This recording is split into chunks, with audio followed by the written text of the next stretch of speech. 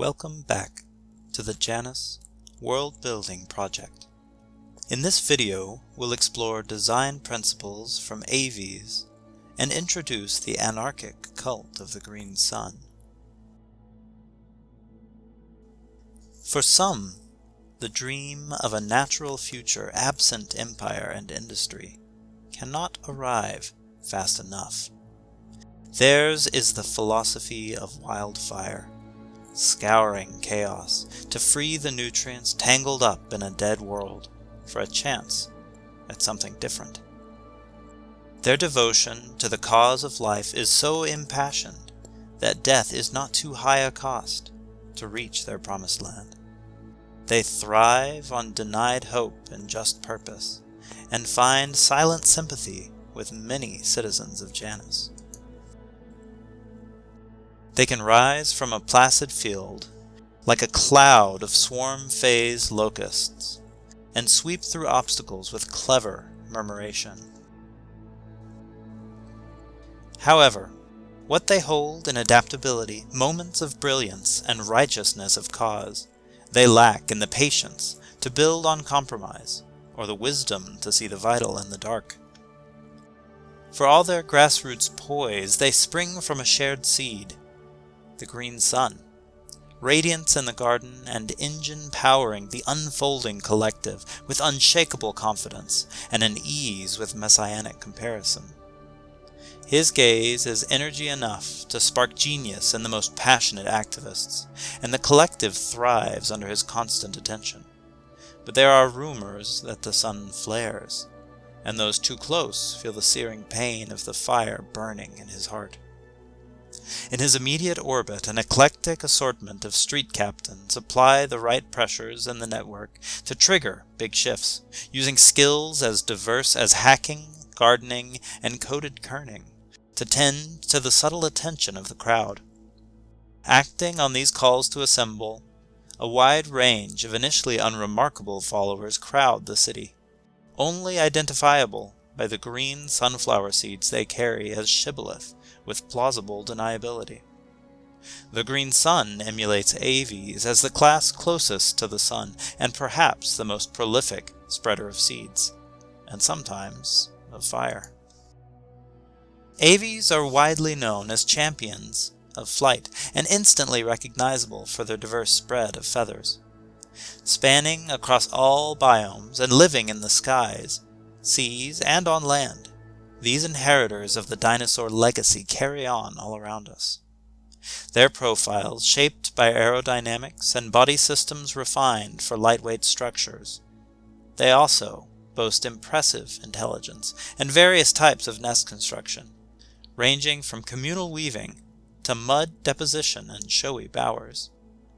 They produce murmurations in great flocks and rely on keen eyesight. Their skin stretches over muscle and pneumatic bones with internal trussing and reinforced perimeters, sometimes trussing in multiple layers in the skull for added strength. Much of the skin hosts feathers, which vary formally to provide fluid dynamic control, insulation, and display, connecting together with minuscule barbules.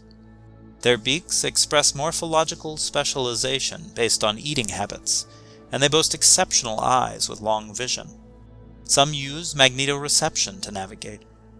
In exposed areas of skin, they may use flexible, gular skin to control sound and transform their appearance, while scutes protect exposed feet with hardened surfaces leading to powerful talons. Within, they use a gizzard to grind food they eat inside with consumed stones rather than with teeth. Their eggs use impressively efficient shells covered in diverse camouflage. Emulations can range from more literal to more abstract. From feathers, weaving and binding in lattices offer light but stiff surfaces for support or defense. Especially useful in high-speed flight, lensed goggles protect or extend eyesight with embedded lensing. Learning from the ability of birds to rouse their feathers, clothing might feature adjustable insulation. The gizzard could inspire continuous material processing, with a grinding chamber rather than initial mechanical processing. Looking to gular skin, variable buoyancy balloons that can expand and contract with a pressurized canister offers novel possibilities for life in the atmosphere. Many of these can be combined in building assemblies, such as adjustable insulative layers and pneumatic reinforced columns and beams. As in the beak of the toucan, a rigid thermal window improves thermal regulation, possibly also changing color with dyed fluid pumps, as in the turkey's wattle. Acoustics can be modulated for a speaker based on the syrinx. Nest building also informs weaving and 3D printing. Behavior informs coordination algorithms. Changes in seasonal plumage might lead to variable camouflage.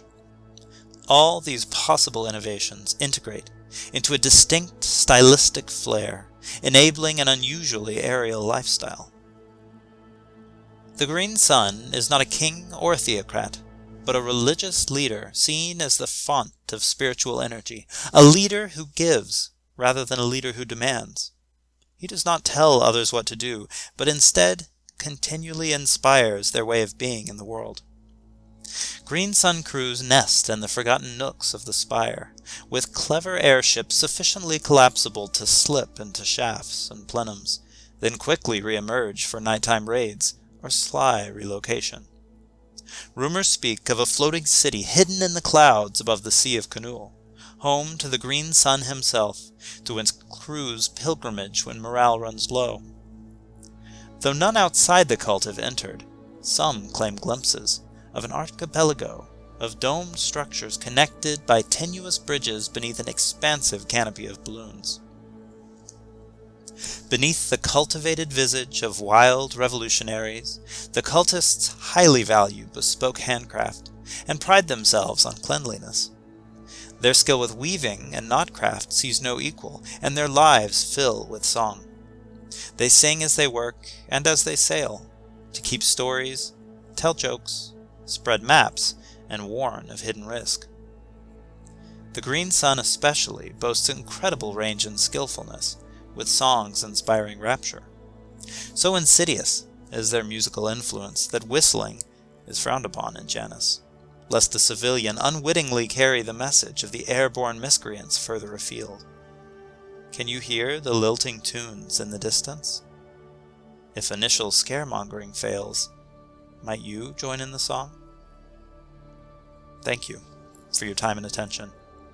Please like and subscribe if you'd like to see more. Be well.